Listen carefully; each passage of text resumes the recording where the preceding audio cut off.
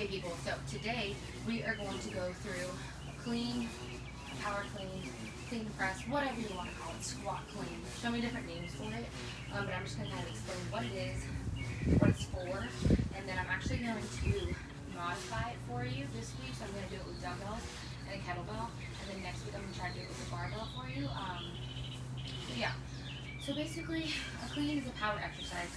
Anybody can do them, obviously. You don't have to use that big Olympic bar if you can't lift it yet. You can still do a power clean with other things, the smaller straight bars. They have those like foam bars that you can use to really get the form down. So definitely recommend using one of those first because the Olympic bar weighs 45 pounds. So if you cannot, do the with proper form, there's no point in using the Olympic bar yet, okay? So get the movement down, get the pattern down, get the explosiveness down first, build that strength up, and then progress yourself to the bar. Okay, so what we're gonna do is, and you kind of can't see my feet, and you need to see my feet. So, okay, boom. Okay, pretend that didn't happen because we're not editing this out. So, a clean is basically a full body movement. It is a power exercise. So you start at the bottom of the movement. So that's where like the barbell's in front of you. You start at the bottom of the movement, and you lift the bar up. You explode on the way up. You get underneath the bar. That's the clean part of it. And then you get underneath the bar. So that's like a full clean.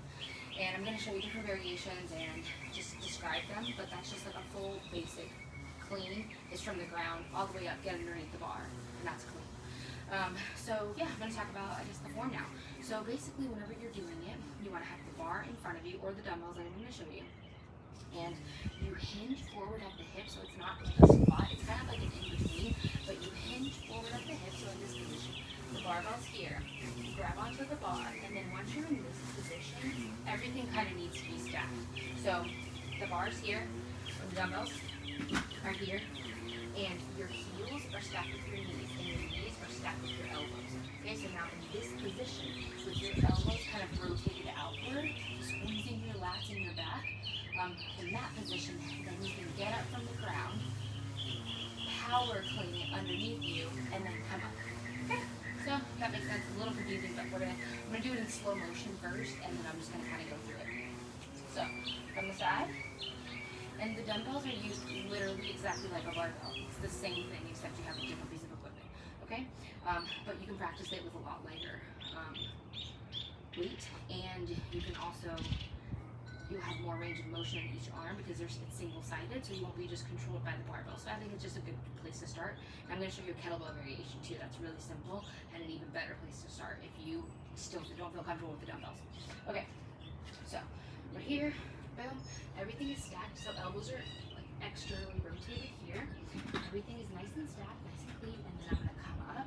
Once I start to get to about my knees, then I'm gonna lift up, and you see my heels will come up off the ground, lift up. So that's the power, the clean part of it.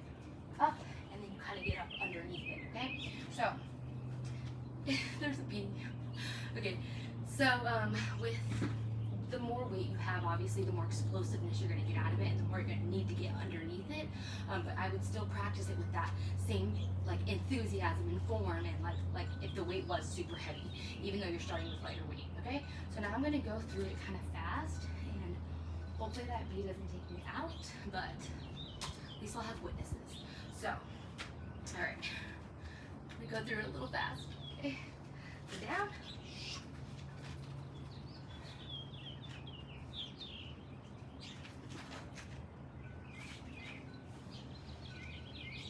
Okay, so up here, you flip your wrist overhand. So you go from an overhand to underhand. Okay, like this. Over, under. Okay?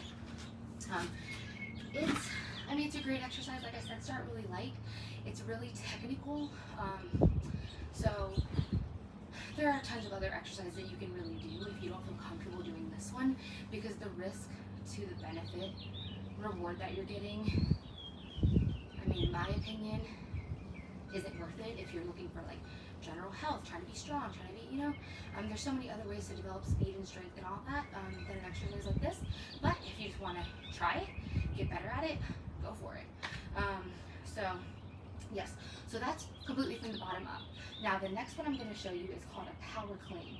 So the power clean doesn't go from the bottom. So the power clean doesn't start at the bottom. The power clean starts at like the bottom of the knees. Okay, so I'm going to show you this next week with the barbell.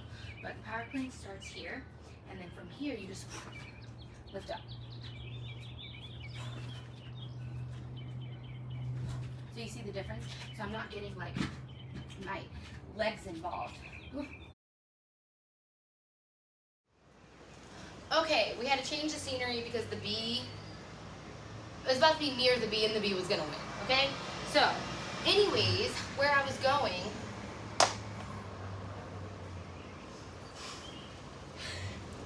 I ended at the power clean, right? So the difference between the power clean is, why it's called a power clean is because you're just using your power to get it up, right? You're not using like your leg strength and all of that. It's just a power clean. So you just use your explosiveness and your power in your upper body.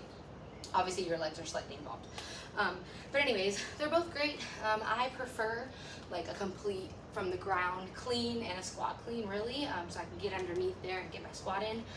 And then you can even take it up a notch if you want to do squat and then press or those jerks and stuff like that. Again, these are all great like power movements whenever you become more like intermediate and advanced level and you want to try some things out, some fun things out. So I'm going to show you how to do it with a kettlebell. This one's really, really great. I like to give this to people when they're first starting out because the movement of the clean, a lot of people like can't understand it. They're just like, why?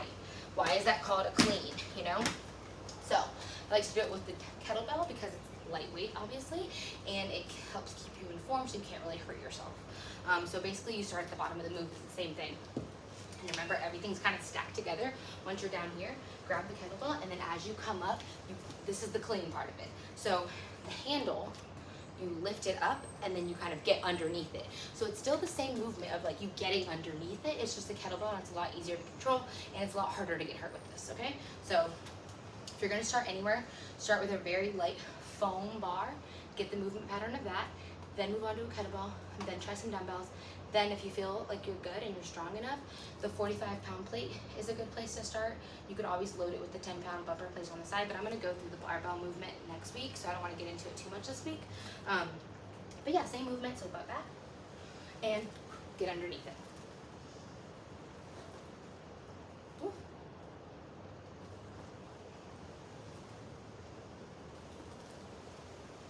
Okay, cool. So I hope that was helpful. If you have any questions, obviously just shoot me a message or you can comment here. Okay, bye.